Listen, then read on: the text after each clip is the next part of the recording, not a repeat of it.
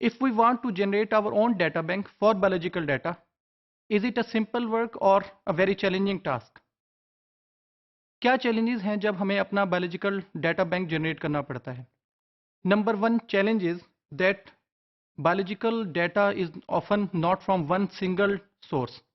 इससे मुराद ये है कि बायोलॉजिकल डाटा के डिफरेंट डेटाबेसेस अवेलेबल हैं जिनमें से इंफॉर्मेशन हमने कैप्चर करनी है और अपने डाटा बैंक में स्टोर करनी है. Similarly, is that data bank generation manual task और ऑटोमेटिक टास्क? अगर ये मैनुअल हो तो क्या नुकसान होगा? Of course, since data is very very exponential and huge, may be billions और trillions of data, so manual thing is not questionable और इज नॉट अवेलेबल. इससे मुराद क्या है कि मैनुअली डाटा को कैप्चर किया जाए और उसके बाद उसे स्टोर किया जाए. It will take lot of time and human power also. So what we do, we need some automatic techniques which get data from some databases and then store at our data bank place.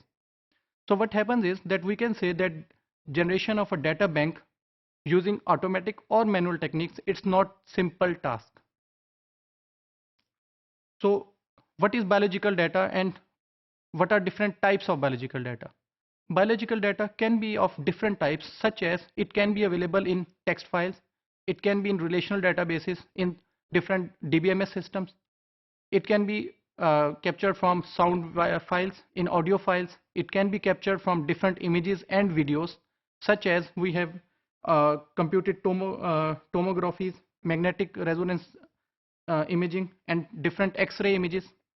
So there is amalgam of different formats for capturing biological data.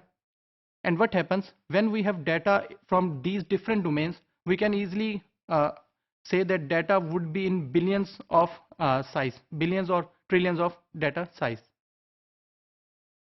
So what are different data problems for biological data? Again, there is no single type of biological data. For this course, or for most of the courses in bioinformatics, we usually say that data would be of three types. That would be DNA data, RNA and protein structure. But still, the truth is that biological data is not just of these three types. There can be many other types of data. For example, there can be data for enzymes, for viruses, for bacteria, and so on. Similarly, since data is evolutionary means that it is changing rapidly. So what happens if I store data of one organism at current time, and after some time if I check that data, might be that organism data is changed. So our data will become incorrect. It would not be correct. Similarly, if I get same data from different organizations, there are very good chances that data would be repeated and redundant. So this repetition or redundancy of data, it will also waste our storage space. So it is also a very huge challenge. Similarly, heterogeneity. Heterogeneity can be at storage level. Storage means that it is either stored in relational format, in semantic format, or in any other format, or it will be in data formats heterogeneity. Format heterogeneity means that it is in FASTA format, in BLAST format, or in any other format. So another thing is data errors. What are data errors? Data errors means that when we were capturing or collecting data for organisms, it might not be collected cleanly. So there are some errors. So how to remove or how to handle those errors, it is also a good challenge in data bank generation. Interdisciplinary nature.